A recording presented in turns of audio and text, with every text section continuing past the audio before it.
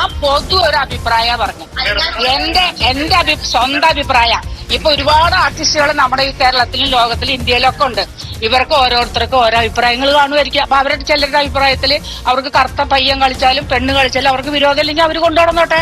ഞാൻ എന്റെ അഭിപ്രായമല്ലേ പറഞ്ഞ. വ്യക്തിപരമായിട്ട് ഞാൻ ചോദിക്കട്ടെ, നിങ്ങൾ ഏത് ചാനൽ റിപ്പോർട്ടർ? ഒരു വിരോധമില്ല. ഞാൻ വ്യക്തിപരമായിട്ട് ഏതെങ്കിലും പറഞ്ഞിട്ടുണ്ടോ നിങ്ങൾ എടുത്തോണ്ട്? ഇല്ല. അയാളുടെ ചുവടുകൾ അയാൾ കാല് കവച്ചു വെക്കുന്നു.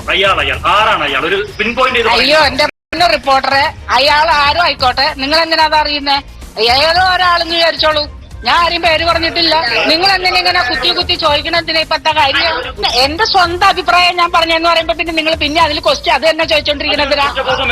ഒരു കുറ്റബോധമല്ല. ഞാൻ ഇനിയും പറയും. വ്യത്യാസം കാണിക്കുന്നതും നിറവ്യത്യാസം കാണിക്കുന്നതും ഒരു കലാകാരിക്ക് ചേരുന്നതാണോ? പിന്നെന്താ ചേരാത്ത? എന്താ ഞാൻ സൗന്ദര്യത്തിനെ കുറിച്ച് പറഞ്ഞിട്ടുള്ളൂ. നിങ്ങൾ ജേർണലിസ്റ്റ് എടുത്ത് നിങ്ങൾ വർക്ക് ചെയ്യുന്ന തൊഴിലല്ല ഇത്. ഇതിന് അത്യാവശ്യം സൗന്ദര്യം കുറച്ച് കാര്യങ്ങളും ഇതിനകത്തൊക്കെ വേണം. അല്ല ഞാൻ ചോദിക്കട്ടെ, വിജയോത്സവം ചെല്ലുമ്പോൾ നേരത്തെ പറഞ്ഞ പോലെ ഈ പേപ്പറിനകത്ത് സൗന്ദര്യം എന്നുള്ള കോളെടുത്തുകളെ നിങ്ങളെ കൊണ്ട് പറ്റുമോ? അപ്പൊ മാഡം എടുത്തവർക്ക് മാത്രമേ സൗന്ദര്യത്തിന് മാർക്ക് കൊടുത്തിട്ടുള്ളൂ. എടുക്കാൻ പറ്റുമോ? എത്രയോ സ്ഥലത്ത് സൗന്ദര്യം ഇല്ലാത്ത കുട്ടിക്ക് കൊടുത്തിട്ട് ഞാൻ ഗാന്ധിജി കാലിക്കറ്റ് യൂണിവേഴ്സിറ്റിയിൽ ഒരു കുട്ടിക്ക് മോനേട്ടം കൊടുത്തിട്ട് എന്റെ അടുക്ക വന്ന് ചോദിച്ചു ആ കുട്ടിക്ക് എന്ത് സൗന്ദര്യം എന്ന് ചോദിച്ചിട്ടുണ്ട് എന്നോട്.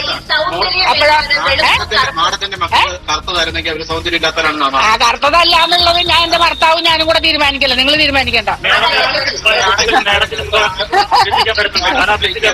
അല്ല എന്റെ കുട്ടീനെ ദാരിദ്ര്യം നോക്കാൻ വന്നത്.